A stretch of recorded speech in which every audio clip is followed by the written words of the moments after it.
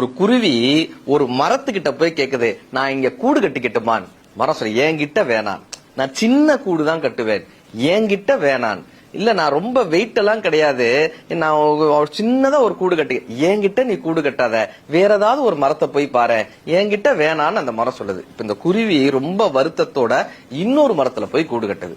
கொஞ்ச நாள்ல அங்க பயங்கர மழை, வெள்ளம். அந்த வெள்ளம் வந்ததுல இந்த மரத்தை அடிச்சுட்டு போகுது, வேரோட அந்த மரத்தை சாச்சு அந்த மரமா அடிச்சு வெள்ளத்திலேயே போகுது. இப்ப இந்த கூட்டில் இருந்த குருவி அந்த அடித்துட்டு போகக்கூடிய மரத்தை பார்த்து சொல்லிச்சான், உனக்கு தேவை, உனக்கு தேவை, எனக்கு கூட்டுக்கு இடம் தர மாட்டேன்னு சொன்னேன்ல, உனக்கு தேவை, உனக்கு தேவை. அப்ப அந்த மரம், அடித்து சென்று கொண்டே இருக்கக்கூடிய மரம் அந்த குருவியை பார்த்துட்டு சொன்னதான், உனக்கு தெரியுமா, நீ வந்து கூடு கட்டணும்னு கேட்கும் போதே நான் வேர்கள்ல வலு இழந்துட்டேன், என் வேர்கள்ல சக்தி இல்ல, நான் உயரமா இருந்து இந்த ஏரிக்கரையை பார்க்கும் போதே எப்படியும் வெள்ளம் வரும்னு எனக்கு தெரிஞ்சது, ஒருவேளை நான் அடித்து செல்லப்பட்டா உன் கூடும் அழிஞ்சிருமேன்னு சொல்லிதான் என்கிட்ட கூடு கட்ட வேணான்னு நான் உன்கிட்ட தயக்கத்தோட சொன்னேன்.